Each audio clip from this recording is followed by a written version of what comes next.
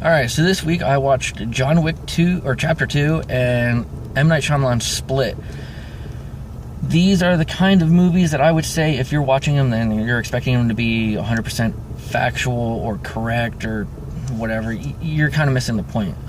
These are really movies that are meant to engage your imagination, make you really feel like you're experiencing something rather than just watching.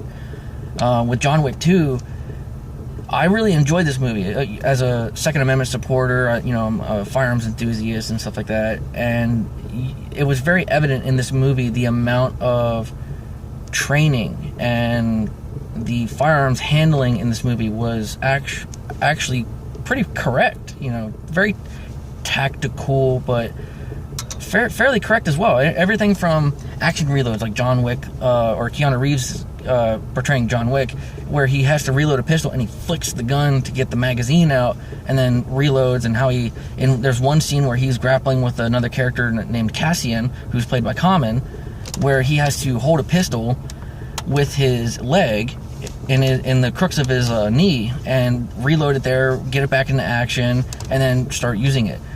There were things in this movie where they got certain aspects, and like the make and model of guns to the parts in them, the accessories, Trijicon 1-6 power scope and Glock 34 and 26. I'm like, that was really, it wasn't just, a 9mm Glock or something like that. It was actually authentic in that sense. Now, obviously the fight scenes in them were choreographed and staged. You can kind of see that with some of the ways that the physical acting was carried out. But even though you know that they're not really fighting each other, it's so much fun to watch. Now, there are even characters like Lawrence Fishburne was in it. Lawrence Fishburne, he played something like slumlord character, and I mentioned earlier that Common played Cassian. John Wick was played by Keanu Reeves. It was just a great movie from start to finish, and it picks up right where John Wick left off. He's trying to get his car back and stuff like that. It's action from start to finish. Not so much like fisticuffs and gunfight and gunslinging and stuff like that from start to finish, but like every scene has a purpose. You're not left bored in certain sequences and whatnot. So definitely a movie that I would definitely recommend watching. I've actually watched it twice now. Both movies, Split and John Wick 2, or Chapter 2, I've watched twice now, and I guarantee I'm going to watch them a third time. Now, on to Split. M. Night Shyamalan's Split. I mean, first of all, it's an M. Night Shyamalan movie. Do I really need to say anything more than that? I mean, if we... Let's kind of leave The Happening out of this.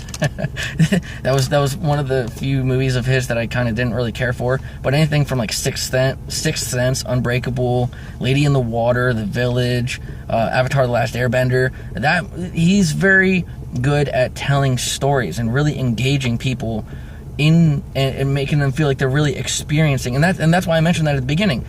It's a movie. The Split is a movie that you really are engaged from start to finish. The characters in it. There's a couple female actresses that I'm not really too sure about their acting careers and what other movies that they've been in, but I could tell that they are talented. There was actually a scene where the two of the main actresses have this nonverbal dialogue where they're mouthing words to each other. They're giving eye contact to each other, where the one is actually using her eyes pretty much to say, hey, let's do something, and the other is using her eyes and saying like, no, like she's pleading with her, no, let's not do this.